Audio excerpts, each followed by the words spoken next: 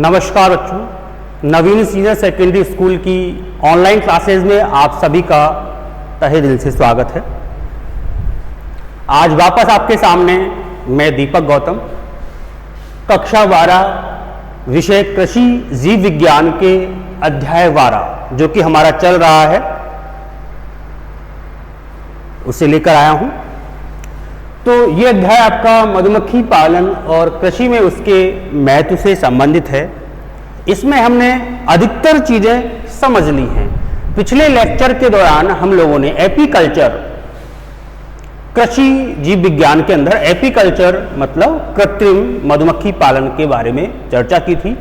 किस प्रकार से उसकी संरचना होती है और जो काम में आने वाले प्रमुख उपकरण कौन कौन से होते हैं।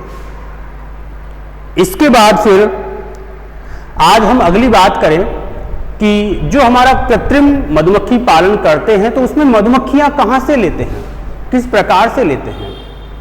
तो आपको ध्यान रखना है, ये मधुमक्खियां हम वैसे तो जो प्राकृतिक छत्ता होता है उसी से ले लेते हैं, लेकिन इन मधुमक्खियों को प्राप्त किया जाता है शाम के टाइम। शाम के टाइम इन मक्खियों को प्राप्त किया जाता है और उसके बाद इन मक्खियों को हम वो जो कृत्रिम बॉक्स है उसके अंदर रखते हैं। शुरुआत में इनके भोजन की व्यवस्था हम स्वयं करते हैं।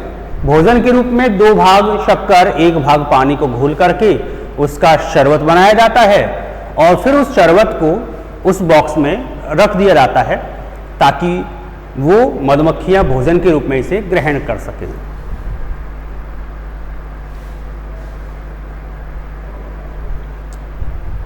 जो रानी मक्खी होती है उसका कार्य होता है अंडे देना, लेकिन वो 1 वर्ष तक जब अंडे दे लेती है उसके बाद फिर वो अंडे देना बंद कर देती है। तो इसीलिए हमें प्रति वर्ष रानी मक्खियों को चेंज करना होता है उस पेटी में से। तो ये कुछ विशेष बातें हैं जिनको ध्यान में रखना है हमें। अगली बात करें कि मधुमक्खी पालन का कृषि में महत्व क्या है। कृषि में महत्व भाई, क्योंकि हम कृषि जीव विज्ञान पढ़ रहे हैं इसीलिए हर जीव जंतु का उपयोग या महत्व हमें पढ़ना होगा कृषि के परिप्रेक्ष्य में। तो मधुमक्खी पालन की अगर हम बात करें उसका कृषि में महत्व क्या है।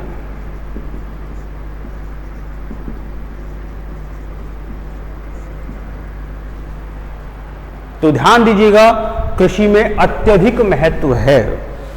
पहली बात करें अगर हम, आप लोगों ने मधुमक्खी पालन के लिए आवश्यक शर्तों में एक शर्त पड़ी थी कि आसपास पुष्प वाली फसली पौधे हों तो मधुमक्खी पालन बहुत ही ठीक प्रकार से होता है। ये जो मधुमक्खियां हैं पादपों में कृत्रिम रूप से पर परागण के लिए आवश्यक होती है। कृत्रिम रूप से पर परागण के लिए आवश्यक होती है। क्यों? क्योंकि जो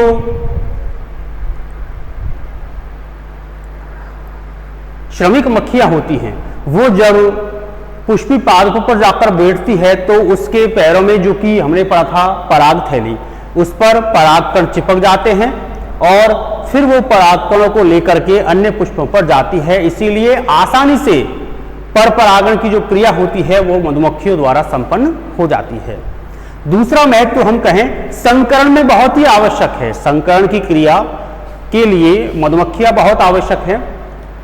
जब मधुमक्खियां एक पादप पर या एक पुष्प पर बैठती है, उस पुष्प पर बैठने पर मधुमक्खियों के पैरों पर या उसके शरीर पर उस जाति विशेष के परागकण चिपक जाते हैं और जब ये मधुमक्खियां इस जाति के पुष्प से उठकर या उड़कर के किसी अन्य जाति के पुष्पों पर जाकर बैठती है तो वहां पर इसके परागकणों को छोड़ देती है और इसके पश्चात क्या होगा, संकरण की क्रिया।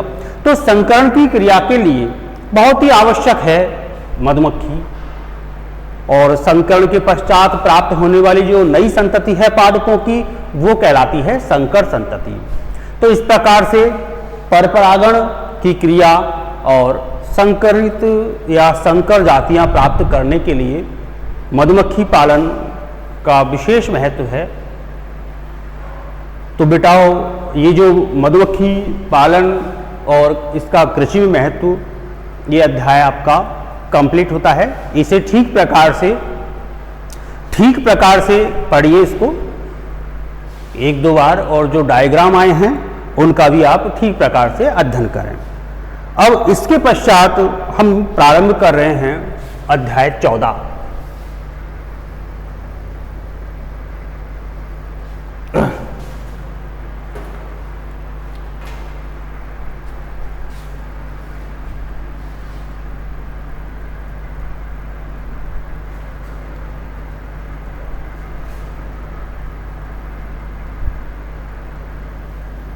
अध्याय 14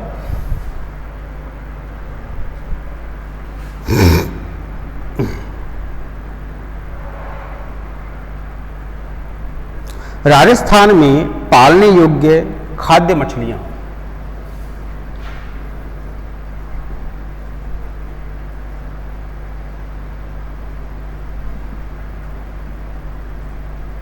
राजस्थान में पालने योग्य खाद्य मछलियां।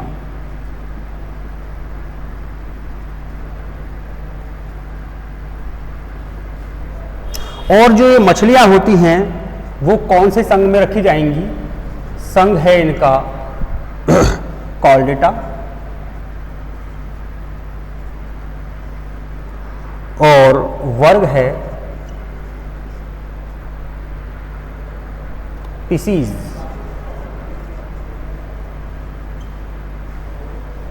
थोड़ी चर्चा करें इसके बारे में हम।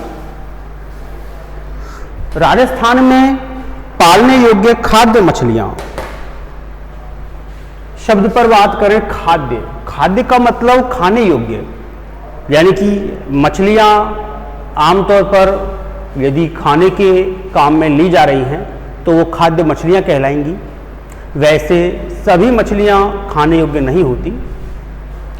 अब हम इस संपूर्ण अध्याय में जो चर्चा करेंगे वो करेंगे कि राजस्थान में कौन कौन सी जाति की मछलियां हैं जो खाने योग्य हैं, इनका किस प्रकार से हम संवर्धन करते हैं, इनका कृषि में क्या महत्व है, वो सारा कुछ इसमें अध्ययन करना है। मछलियों को सामान्यतया हम जब वर्गीकरण करते हैं तो कॉर्डेटा संघ में रखा जाता है और पीसीज वर्ग में रखा जाता है। तो जो हम लोगों ने 11th क्लास में अध्ययन कर रखा है, कॉर्डेटा के अंतर्गत वो सभी आते हैं जिनमें रीढ़ की हड्डी जैसी रचना पाई जाती है, और पीसीज के अंतर्गत सभी मछलियों को रखा जाता है। वैसे तो दक्षिणी भारत के अंदर जहाँ पर समुद्री या नदी वाले क्षेत्र हैं वहाँ के लोग अधिक मात्रा में ये मछलियाँ खाते हैं। हमारे राजस्थान में पहले कम प्रचलन था, लेकिन अब काफ़ी प्रचलन हो चुका है मछलियाँ खाने का।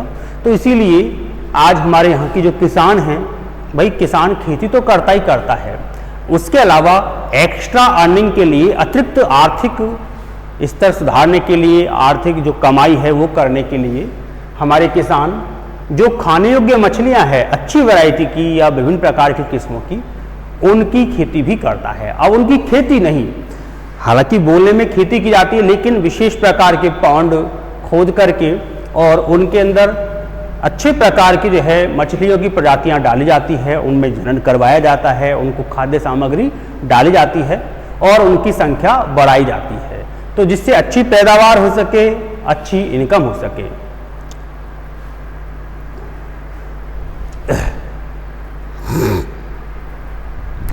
जो मछलियां होती हैं उनके शरीर के बारे में कुछ जो सामान्य बातें हैं वो हमें आने चाहिए। भाई यदि हम लोग मछली पालन करना चाहते हैं तो मछलियों से संबंधित सामान्य जानकारी तो हमें आनी ही चाहिए। इस अध्याय में सामान्य जानकारियां भी हैं और कुछ विशेष प्रकार की जो मछलियां होती हैं उनके शरीर की विशेष जो विशेषताएं हैं जो कि अन्य में नहीं मिलती, वो भी बताई गई है। तो सामान्य जानकारियों में सबसे पहली अगर हम चर्चा करें तो जो मछलियां होती हैं वो असमतापी प्राणी होती है। बच्चों, असमतापी प्राणी का मतलब ऐसे प्राणी जिनके शरीर का तापमान निश्चित नहीं रहता, वो कहलाते हैं असमतापी। मतलब शरीर का जो तापमान है वो घटता बढ़ता रहता है। यदि मनुष्य की बात करें, पक्षियों की बात करें, ये होते हैं समतापी प्राणी। हमारे शरीर का जो टेम्परेचर है, चाहे सर्दी हो या गर्मी हो, शरीर के भीतर का टेम्परेचर हमेशा निश्चित बना रहता है और इसीलिए हम कहलाते हैं समतापी प्राणी। लेकिन ऐसा मछलियों के अंदर नहीं होता। इनके शरीर का जो भीतर का टेम्परेचर है वो स्थिति के अनुसार घटता बढ़ता रहता है, इसीलिए इसे हम कहेंगे असमतापी प्राणी। तो मछलियां होती हैं सामान्यतः कैसी? असमतापी प्राणी जिनके शरीर का तापमान निश्चित नहीं होता। दूसरी बात करें, जिस प्रकार से हम श्वसन की क्रिया करते हैं और श्वसन की क्रिया के लिए हमारे शरीर में या हमारे जो श्वसन तंत्र है उसमें फेफड़ों की आवश्यकता होती है, ठीक इसी प्रकार जो मछलियां होती हैं वो जलचर होती हैं। अब जलचर हैं इसीलिए जल में निवास करेंगी, और जो जंतु जल में निवास करते हैं उनमें फेफड़े नहीं हो सकते, उनमें श्वसन की क्रिया के लिए फेफड़े नहीं हो सकते। उसका रीजन क्या है कि जो फेफड़े होते हैं, फेफड़े बोल लो या फुफ्फुस बोल लो, ये केवल और केवल वायु में घुली हुई ऑक्सीजन गैस को ही ग्रहण कर सकते हैं। फेफड़े केवल और केवल वायु में घुली हुई ऑक्सीजन गैस को ही ग्रहण कर सकते हैं, जल में घुली हुई ऑक्सीजन गैस को ग्रहण नहीं कर सकते। अब चूंकि मछलियां जलीय प्राणी होती हैं, जल में निवास करती हैं, इसीलिए जल में घुली हुई ऑक्सीजन गैस को ग्रहण करने के लिए इनके श्वसन तंत्र में फेफड़े तो हो ही नहीं सकते। तो फिर फेफड़ों के स्थान पर कौन होंगे? फेफड़ों के स्थान पर होंगे गलफड़े। गलफड़े बोल सकते हैं गिल्स, और क्या कह सकते हैं? क्लॉम। भाई जो संरचना मिलती है उसे गलफड़े भी कह सकते हैं, गिल्स भी कह सकते हैं, या क्लॉम भी कह सकते हैं। तो ये गलफड़ों के द्वारा जल में घुली हुई ऑक्सीजन गैस को ग्रहण करती है और श्वसन की क्रिया संपन्न होती है। मछलियों के संपूर्ण शरीर पर आप लोगों ने देखा होगा शल्क पाए जाते हैं। शल्क जो छोटे छोटे चुभने वाली जैसी रचना होती है, कांटे तो नहीं लेकिन कांटों से छोटे छोटे रूप होते हैं। शल्क मतलब पप्पर जैसी रचनाएं मिलती हैं। तो ये मछलियों की विशेषता है। आमतौर पर मछलियों के संपूर्ण शरीर पर शल्क मिलेंगे। इनका जो शरीर होता है वो नौकाकार होता है। नौकाकार का अभिप्राय है नाव जैसे आकार का, अर्थात इनके शरीर का अगला हिस्सा और पिछला हिस्सा तो होता है पैना या नुकीला, और बीच वाला हिस्सा होता है थोड़ा मोटा। तो इस स्ट्रक्चर को बोलते हैं नौकाकार। इस नौकाकार संरचना होने से फायदा क्या होता है कि ये पानी में आसानी से तैर सकती हैं, चाहे पानी के बहाव की स्थिति में बहें, चाहे बहाव के विपरीत दिशा में बहें।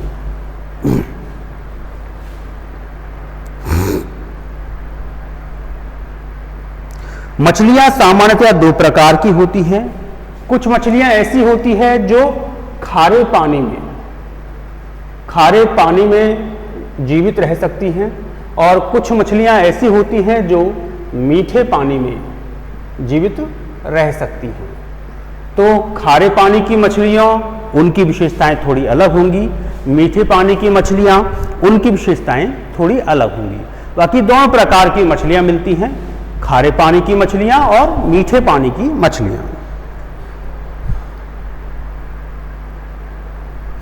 हमारे राजस्थान में आर्थिक दृष्टिकोण से अनेक प्रकार की मछलियां पाली जाती हैं, और उनमें भी मीठे पानी की मछलियां ज़्यादा पाली जाती हैं, जिनमें रोहू, कतला, कलवासू, रगाला ये मछलियां मुख्य होती हैं। अब अपन एक एक मछली की, कुछ जो मछलियां आपके इस अध्याय में दे रखी हैं जिनके बारे में हमें अध्ययन करना है उनके बारे में थोड़ी चर्चा करें। तो सबसे पहले आपकी जो मछली दे रखी है वो है रोहू मछली।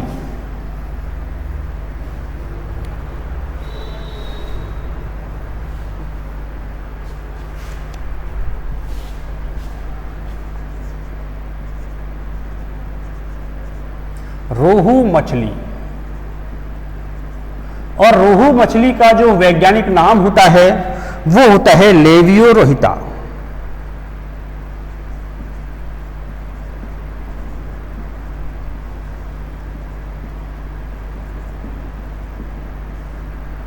वैज्ञानिक नाम हमेशा दो शब्दों से मिलकर बने होते हैं। पहला शब्द वंश को दिखाता है, दूसरा शब्द जाति को दिखाता है, और हमेशा दोनों शब्दों को हम अलग अलग अंडरलाइन करते हैं। तो इस चीज का ध्यान रखिएगा, चाहे कोई भी पादप हो, चाहे कोई भी जंतु हो, उसका यदि हम वैज्ञानिक नाम लिख रहे हैं, जूलॉजिकल नेम या बॉटनिकल नेम, तो दो शब्दों को हम लिखेंगे, दोनों शब्दों को हम अलग अलग अंडरलाइन करते हैं। यदि आप लोग अंडरलाइन करना भूल जाते हैं तो इस बात के भी नंबर काट लिए जाते हैं, थोड़ा ध्यान रखिएगा। और इसके शरीर की जो संरचना है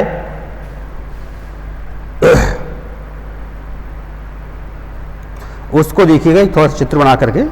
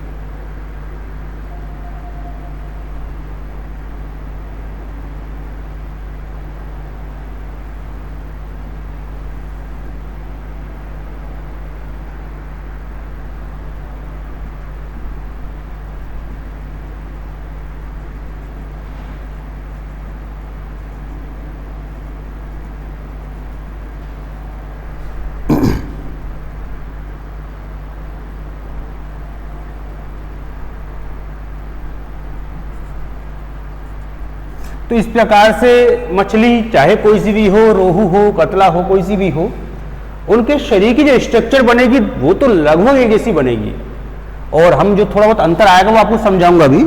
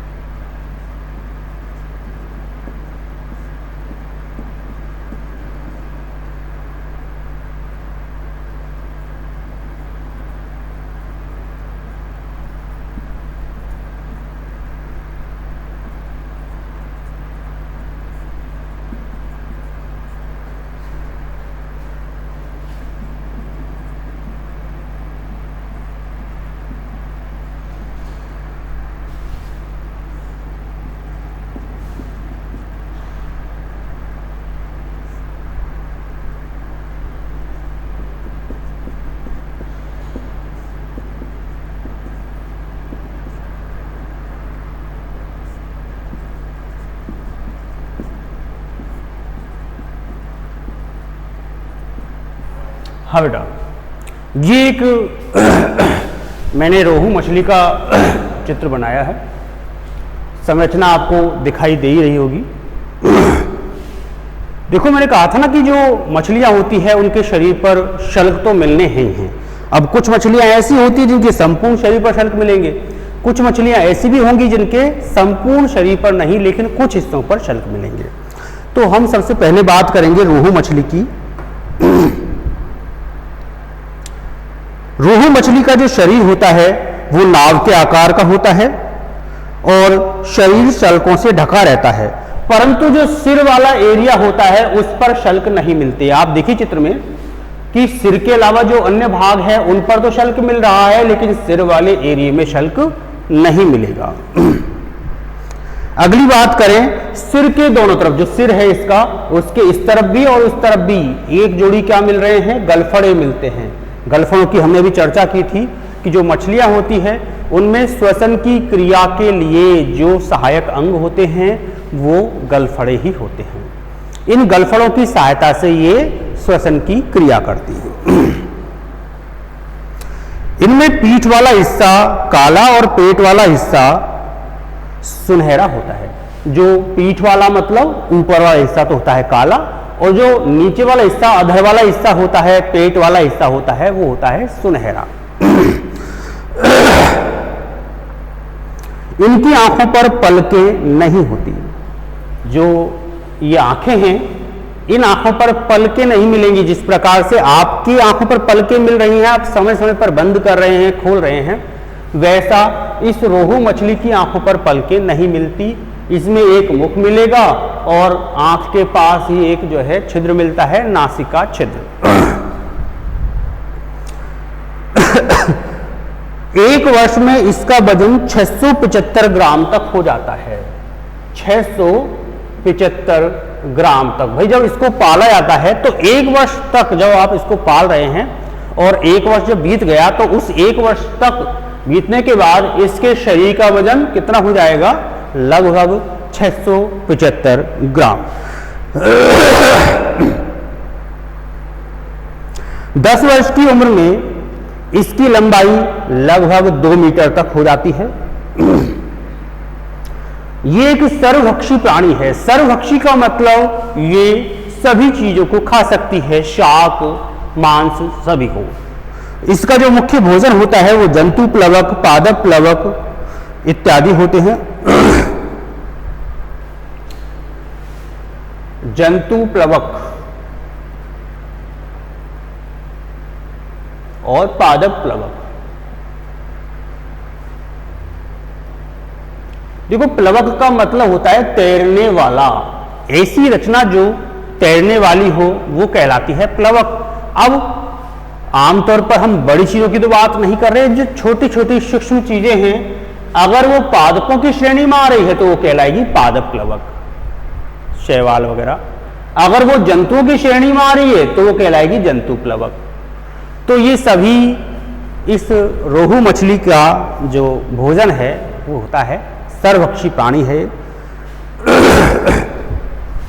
हाँ, मैं जो एक चर्चा कर रहा था चित्रों की, आप देखना पिछले जो हमारा कृषि जीव विज्ञान का पेपर आता है उसमें पिछले पेपरों को यदि आप लोग उठा के देखें तो आप पाएंगे कि डायग्राम्स आते हैं। इस 14वें पाठ में से मछलियों की, जैसे अपन यहाँ पर 5 प्रकार की अलग अलग मछलियाँ पढ़ेंगी तो उनके डायग्राम्स आते हैं। कभी किसी का पूछ लिया, कभी किसी का पूछ लिया, और मोस्टली वो 1 नंबर के अंदर आता है वो। तो क्या करें, आमतौर पर यदि आप लोग ड्राइंग के स्टूडेंट होते तब तो आप अलग अलग मछलियों का चित्र भी बना लेते और अलग अलग का याद भी कर लेते। लेकिन अब क्या करें, क्योंकि मछलियां तो सारी एक जैसी लगती है हमें, तो उनका अलग अलग चित्र कैसे बनाएं। तो बच्चों ध्यान रखो, चित्र तो आप केवल ये जो मैंने बनाया है इसको याद रखिएगा, दिमाग में इसकी स्ट्रक्चर ध्यान रखिएगा, चित्र यही बनेगा। अब हम जो अलग अलग मछलियां पढ़ रहे हैं उनकी विशेषताएं भी हम अलग अलग पढ़ रहे हैं। थोड़ी बहुत विशेषताएं जो उनमें डिफरेंस होता है, यदि आप उस चित्र में उन विशेषताओं के अनुरूप थोड़ा सा अंतर दिखा दें तो ज़्यादा बेटर है। वरना यदि आप सिंपल वे में जो मछलियां बना रहे हैं उनको ही बनाइए, तो चाहे मछली जाति कौन सी ही पूछी गई हो, आमतौर पर आपको एक ही प्रकार की बनानी है, ज़्यादा इसमें हमें डीपली नहीं घुसना। क्योंकि डीपली घुसोगे उल्टी सीधी हो जाएगी तो आपके नंबर कटेंगे। तो ज़्यादा बेटर यही होता है कि मछलियाँ आप एक ही कोई सी मछली है उसको स्ट्रक्चर दिमाग में रखिए और उस स्ट्रक्चर को दिमाग में रख करके और जो एक्स्ट्रा विशेषताएं दे रखी हैं उनके अनुरूप आप उसमें कुछ करेक्शन कर लें। अब हमें दूसरे, भाई रोहू मछली हो गई आपकी, हमें दूसरी मछली पढ़नी है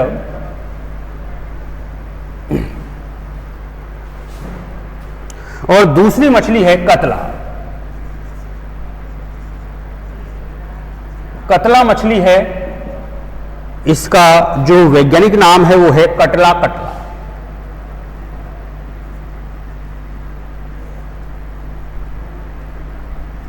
कटला कटला इसका वैज्ञानिक नाम है, वही हमें अलग अलग अंडरलाइन करनी है। इस मछली में भी कुछ विशेषताएं होंगी जो रोहू और अन्य मछलियों से अलग होंगी, तो देखिएगा। इसकी जब बात करें हम, यह मछली दक्षिणी एशिया में पाई जाती है।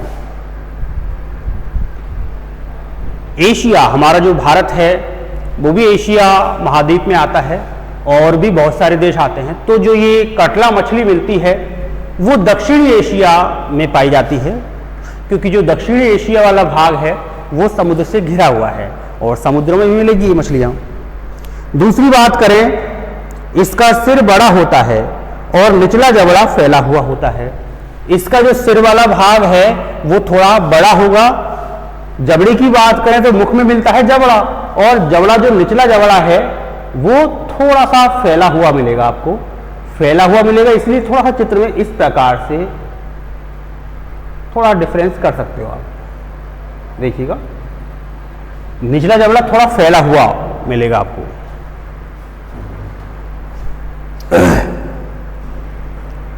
इसकी त्वचा पर शल्क पाए जाते हैं तथा यह भी सर्वभक्षी मछली है।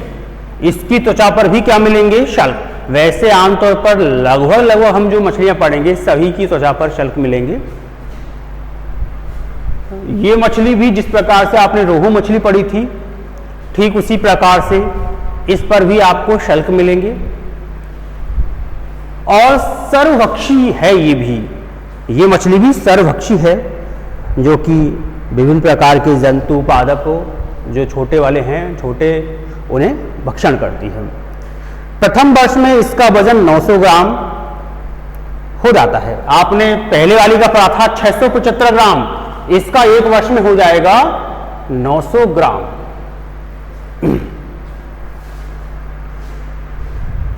अपने भोजन की तलाश में जल में ऊपरी सतह और मध्य से भोजन प्राप्त करती है। विशेष ध्यान देने की बात, जिस जल में, समुद्र में या तालाब में या नदी में रह रही है तो भोजन की तलाश कहां से करेगी ये?